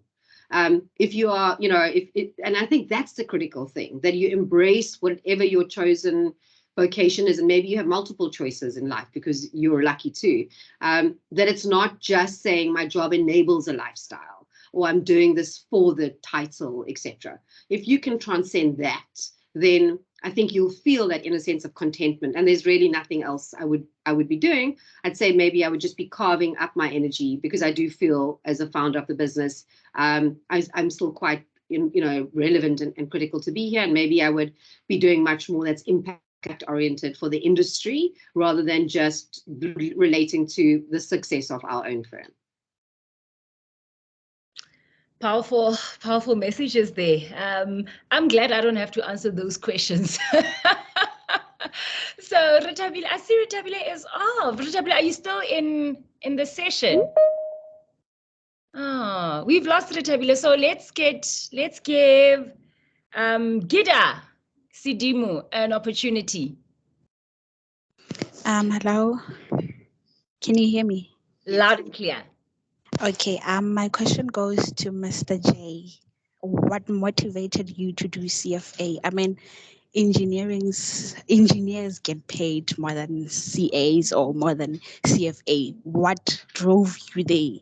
After doing all those things, and then you decided to do CFA. And then my other question goes to Mrs. Delphi. How do you do it? How are you a mother, a father, a parent, and how are you managing your company? I mean, like, how do you do everything? And then also, what do you do, or how did you manage the days when the company was not doing well, when it was COVID and everyone was just at home, it was bad? So how did you pull up? How did you go through, or how did you manage to continue through that session? Thank you. Okay, great. Delphine got a lot more to say, so I'm just going to be quick on my answer. So it was actually a very logical decision, because I came from a technical background. And yes, I was trading already personally, and I was developing systems to be able to trade on the markets, and I had an understanding and self-taught. I still needed to get a wider understanding of what everyone else is seeing in the markets, and broaden my skill set from a, call it, fundamental accounting point of view. And from then on, it was a clear intention to develop the fundamental accounting skill set that I had, to be able to integrate it to my technical skill set. So it's very logical. Yeah. Go for it, Delphine. Good luck. And Gita, just also to say that the investment and the financial profession, whether rightly or wrongly, is not necessarily lesser paid than the engineering profession. In fact, you could actually be quite well paid in the investment world. I'd say the only skewness is that Not everybody is highly paid in the investment world. It really depends on your ability to impact. Whereas in engineering, because everybody's at a certain level, there's less variability in between what a low end and a high end person is paid. But just that as it. So the question is, how do I do it? So look, I think I don't spend a lot of time wondering about that, and I'll tell you why. It's because I just feel as though we have a life and we have multiple identities, and you can choose the parts to the extent that you have a luxury of choice. You can choose the parts that you want to open up in your life. But I feel as though often my friends will say, "Oh, how do you do it? Your life is hectic," and I often will stop them and say, "No, I don't see myself as hectic. I just see myself as living a full life. And isn't that better than the opposite?" And so that's like really important framing. The most important thing is your core, like what is your intrinsic motivation? What do you believe as, and I think everyone in life will, as you sit down, you don't know it because we don't spend a lot of time kind of pulling apart the things in our life that motivated us, whether we were 6 or 7 or 10, those parts of what allows us to understand why we do what we do or why we don't do what we don't do. Who shaped us, who didn't. But I'd say at my core comes that intrinsic motivation. And so I spend more of my time trying to understand what my personal mission is and whether my journey in life is aligned to that personal mission.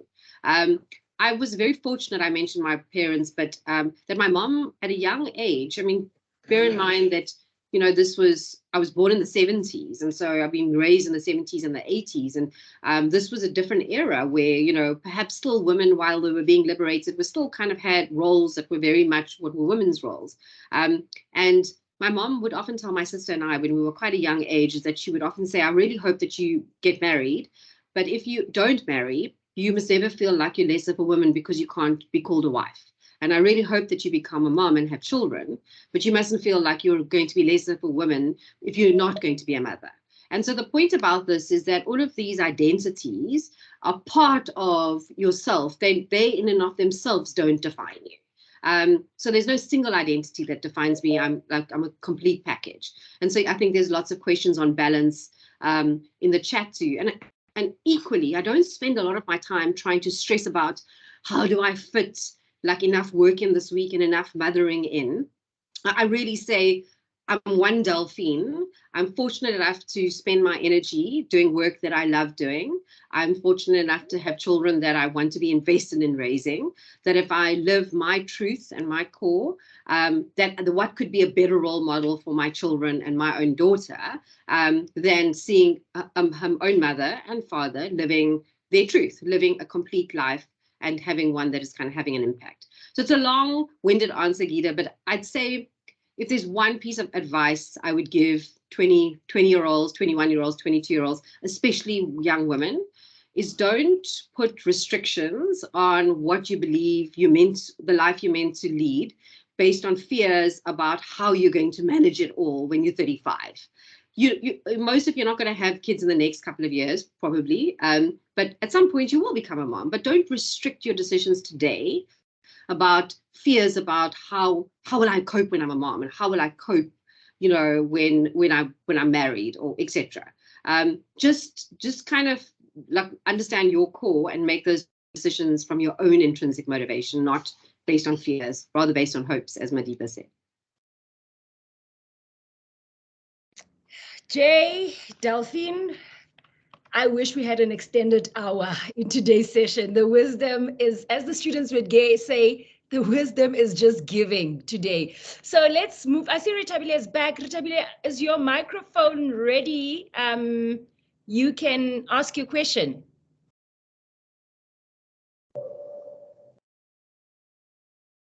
Retabile? Oh. Okay, I see Retabile is struggling again. Let's move to Zandile. Zandile, over to you.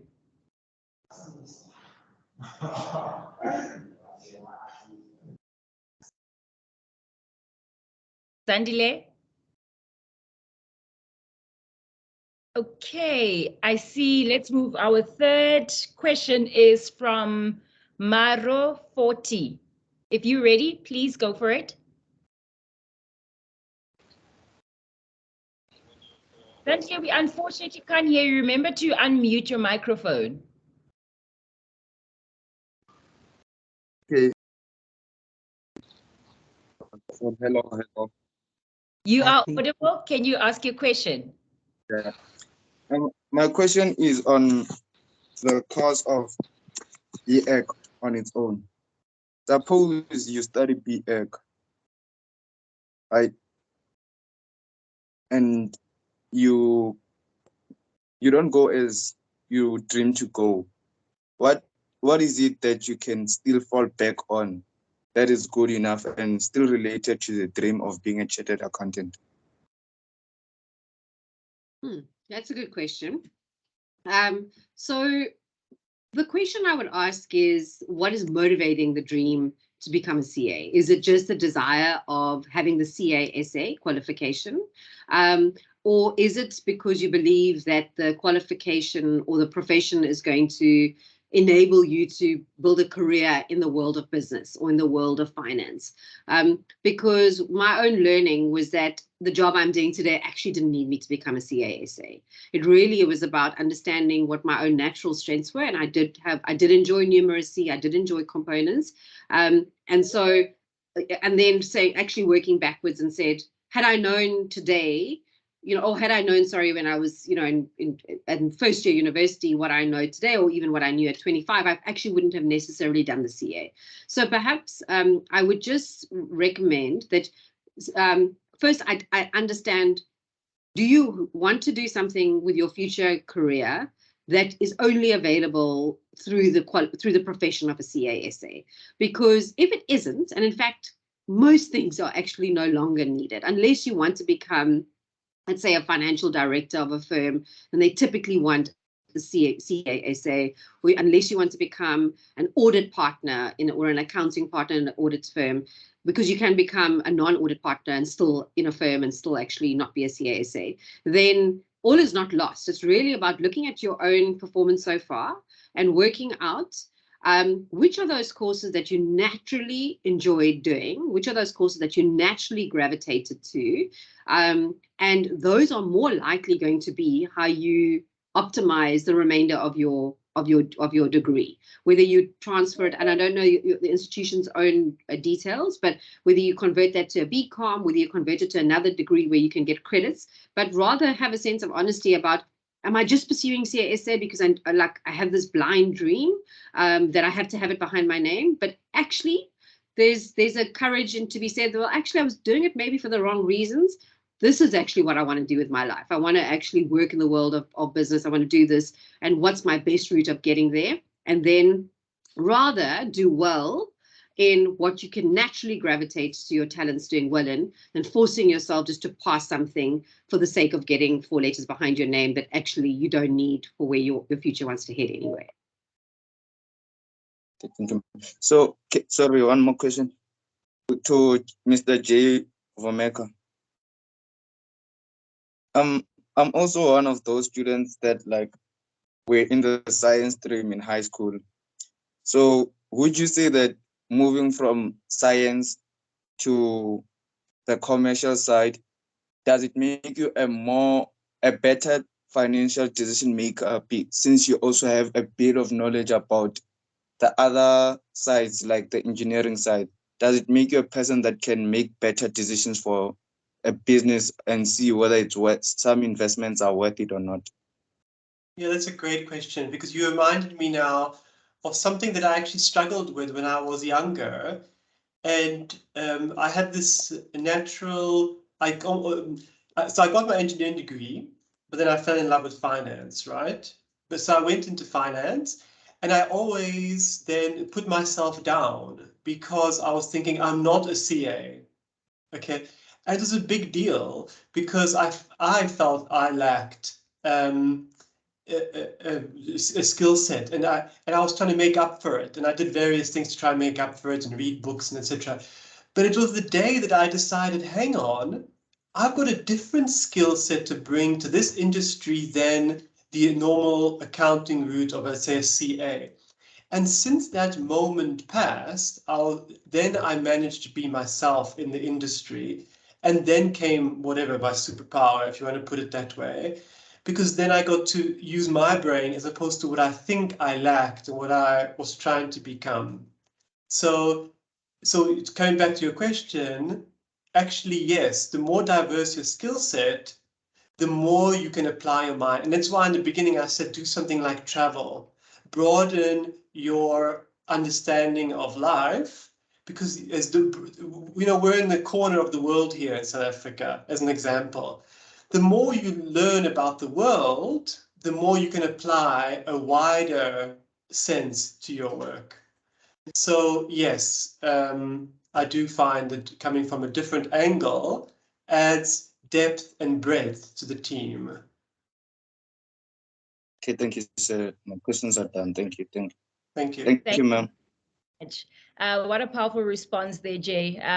We did a series of interviews as well with some asset management industry professionals, and that self-actualization and self-awareness is something that came out strong when they spoke about what gave them their superpower in the industry. And I think it does also come a little bit with age and realizing that some things are really just over exaggerated in life, right? So let us go to Zandile and then Asemhle. Asemahle, sorry for that. Zandile? Hello, can you hear me? Loud and clear. Good day, everyone. So I'm an agricultural student and I'll be doing my final year next year. So I'm a bit uncertain about my career now, seeing all these alumni in finance, economics, and accounting. So what advice will you give me regarding my course and what I've just said? And then my second question is directed to Ivodia. So it's more like a request that and the next webinars, please also include the alumni in agricultural sector also. Thank you. So Delphine J, which one of you wants to take on Zandile's question? She has a background, or she's currently completing her degree in agriculture. I mean, just a quick couple of points from me is Zandile can answer this in her own time, is what were her thoughts? I mean, why did she study it in the first place? What was she envisioning that she was going to do with this degree? And as she's gone on the journey, have there been parts that she's liked more than others? And even I'm actually more curious that as she joined this call, knowing that it was for CASA CFA, why, there was something there in there. There's something sitting in her subconscious that's actually curious about saying, is there potential to we call it intersect like agriculture or a specific discipline with potentially the world of finance? Because as Jay said right at the beginning, it's like the economy makes the whole world go around. And so the last kind of hope that I would leave for Zandile is that the most awesome thing that's been happening in the world of finance is the sense to which finance is moving much more connected to everything that's got to do with the environment. And one of the fastest growing disciplines and areas in investing right now is what we call impact investing.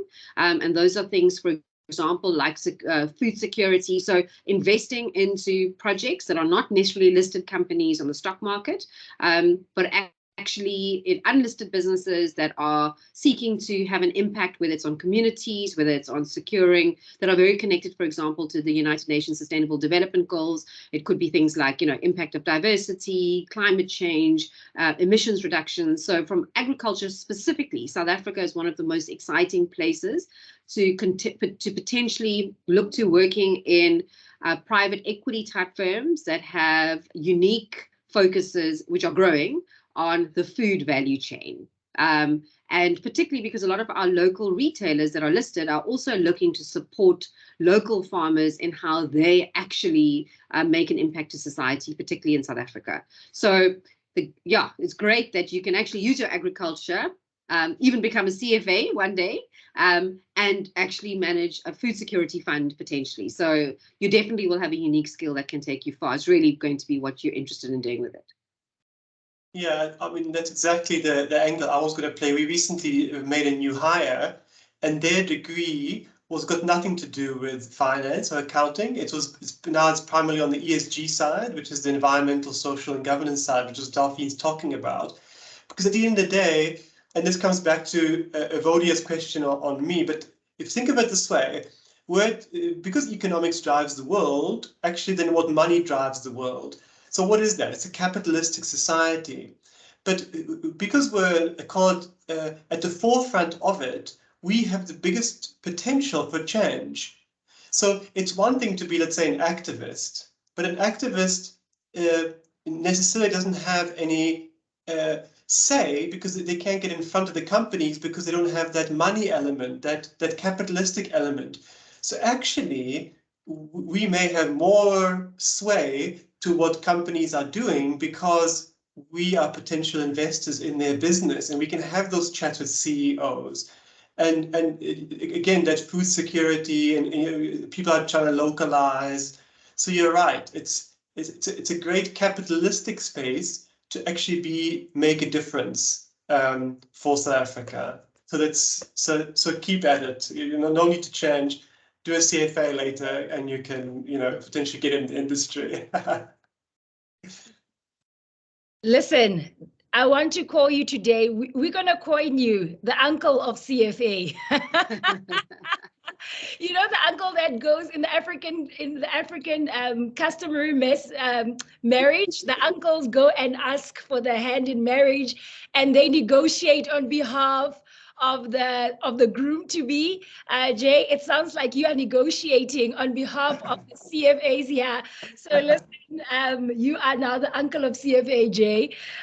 So thank you for that answer. I think it's a very good answer, and I mean, you can hear how one can move from one particular qualification and couple it with that CFA if you want to get into investing. And ESGs I mean, I've been doing my research just getting into this particular or understanding asset management, understanding what's driving asset management. And I watched a YouTube video because I wanted to understand what is ESG and what does it have to do with investment. Because I remember Tsecho, CEO of Eon Investment Management, when she was asked what is going to be her strategic focus as she steps into a tenure as CEO, and she mentioned that one of her focus is going to be on ESG, and quite an interesting topic or interesting element of investing. Now, we are almost at the end of our webinar. We have to, unfortunately, choose winners, talk about what's coming next, but I want to encourage our audience to please put your questions in the chat. We will be compiling a frequently asked document where we'll be interacting with some of our speakers a little bit later on. Before we get to the announcement of our winners, I want to talk about what's up next. So many of you are expressing your sadness that this is the last webinar, but just because it's the last webinar, it doesn't mean it's the last point of interaction with professionals in the asset management space. So what we have up for grabs for you, so as part of Discover Your Future, last week, as you saw on our social media, we were not just lying on the beach and tanning in the Western Cape and picking some grapes or drinking some wine. I must say, we work very intensely, I think 12 to 14-hour days, making sure that we interview different professionals in this space, from portfolio managers to CEOs to compliance managers in the space, just to show you the vastness of this industry. So those interviews are going to be uploaded very soon in a form of a publication. So if you love podcasts, we will be converting those interviews into podcasts. If you love watching series like this, we will be converting them into webinars like that. But also, if you like to consume written content, we will be transcribing all those interviews as well as webinars like this into Q&As. So please look out for our publication. So we're going to be making sure that you interact in the best possible way or according to your preference with some of our speakers. And then on the 20th of October, we'll be bringing more industry heavyweights. Let me just tell you and get you out of your suspense. So we're bringing Fatima Vauda. She will be one of our speakers with a guest lecture, as well as Witiri Wahume. So two big industry giants will be talking to our students right here at the University of the Free State. So a face-to-face engagement, but that will be an exclusive engagement with students as well as staff and some of the career development and employability group members. But remember, you can win yourself a chance to get into that exclusive networking event. So make sure that you do complete our survey. As I said earlier on, that's also a point in this entry for you. Now, let's hear from the Secure the Grad team. Who are those lucky winners for today? Remember, the chances you could, the prizes rather that you could win is a Take-A-Lot voucher to the value of 500 Rand, sponsored by Eon Investment Management. You can also win some Kofsi gear goodies, as well as Kofsi Dine meal vouchers. Our students always say, please, ma'am, make sure there's food. So although this is a virtual engagement, there will be food. There we go. Our Take-A-Lot voucher winners, Kida Sidimu, Sita Makova, as well as Sandile Shavalala, and our Kofsi in meal vouchers. That's for meal of the day. Zwonaka, Madula, as well as Tabo Banda. Congratulations to all our winners. Remember, just because you didn't win doesn't mean you don't have another chance to win. We've got that scholarship, CFA scholarship. Now that you've heard how you can get into that CFA exam and what it takes, remember, you can get all of that sponsored. Before we get into the announcement, I'd love to just give a huge shout out to our guest, Delphine. Jay, you've been absolutely amazing. Your wisdom today has been unparalleled. And I want to thank you for taking time out, not just to educate, to engage, but also to make sure that there's an element of mentoring in this session today. I have a huge and a deep respect for what you do in the industry. Often the negative stereotype of this industry, as we heard Jay say, money may, the economics and money really makes the world go round. I think when people think about this industry, they think greed, they think wolves of Wall Street, they think cutthroat. And I think from your conversation today, we heard a lot of grace for what you do, but also a lot of respect, discipline, but a deep sense of care for those whose money you work on behalf of. And the fact that you worry, you don't sleep at night, that self-imposed worry that Delphine spoke about, I think that is something very admirable. And for me, certainly a different way of looking at investment management. So from Secure the Grad, University of the Free State, and on behalf of Eon Investment Management, a huge thank you from my side. So, and a big shout out to our guests. Thank you so much that on a Friday afternoon that you've been a wonderful audience, very much engaging. Parting words from the two of you. Sure. Thank you, Evodia, and absolutely everyone that's listened. It's been very energizing to be part of today. For me, I'd say my parting words are, firstly, well done to you already for kind of, it's called Secure the Grad, but I feel as though it's really securing your future and securing your own truths. So, because I think a lot of the questions that you've asked, a lot of the curiosity that all of you are showing, and a lot of the care that you have about where you're moving in the world is already evident. So just continue on that. And one of the things that I sort of wish I knew when I was perhaps your age was that most of what we're dealing with in life is uncertainty, and we're dealing with making decisions about the future, which is by its very nature a little bit opaque, a little bit uncertain. And one of the things that you should free yourself from as soon as possible is the pursuit of perfection. Perfection is actually not available for any of us. And particularly the young women out there that we are all raised to have these like perfect notions of who we are meant to be. But actually, it's just not available. And so the idea is that if you can liberate yourself from that at a young age, and rather like lead with curiosity, with confidence, and with a sense of self-belief, I think you'll find that your journey as you make decisions will be a lot more empowering and a lot less stressful and anxiety-laden. And I just wish you all the best. Really big, huge support to the university and Evodia and the team for putting this together. Thank you, Delphine. Jay? Yes, no, this is a great platform, so well done. I mean, I wish I had exposure to sessions like this when I was growing up, because then I would understand much more of what is out there. I mean, I had no idea. I had, we learned as we went. So the fact that you expose the industry more means more people can enter it because they understand it. And it's quite a hidden industry, I would say, when you, especially from high school and from varsity days, it's just not very published. So well done to you and the team. And the parting words I would say is try and don't judge things as positive or negative, because we don't know at the time if it's positive or negative. You might be judging it negatively, but in 10 years' time, you might go, oh, wow, that was the best thing that ever happened to me. And by taking a side, by judging something, you actually take the opposite side. You invite the opposite side. So you're automatically resisting more when you take a side, such as positive or negative. So the more, not indifferent, there's some negative connotation to it, but the more choiceless that you are in your path, the more open you stay, and then you're more with the flow, and you end up where you want to be. Just less resistance is healthy in life. Thanks. Ladies and gentlemen, the heat was brought today. This is the season finale. So from #SecureTheGrad, this Discover Your Future series sponsored by Eon Investment Management, I have no other words, but I saw someone in the session saying klima, meaning put the fire out, because it's just too much. So thank you to our guests.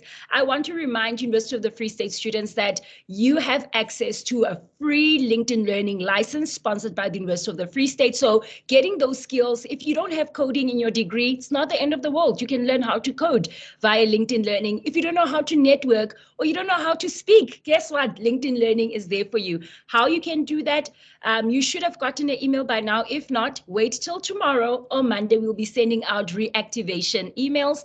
Make sure that you activate that license. And thank you to all of you who have done that. So far, we've reached 45% of all our students who have already activated. Also remember to complete our session evaluation. And if you've missed half of the conversation, don't worry. It has been recorded and will be shared with you on the #SecureTheGrad YouTube page. Remember, we've got our guest lecture coming up 20 October, and it is on the Bloemfontein campus and will be streamed live to our Qwaqwa campus as well as South Campus.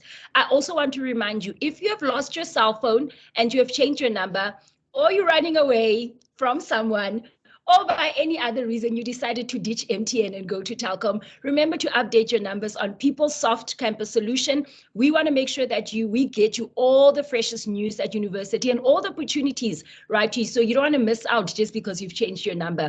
Remember to also update your cell phone, update your email, update all the necessary contact details on our PeopleSoft. And from myself, the Secure the Grad team, it's a blessed Friday and a thank you and a goodbye from us.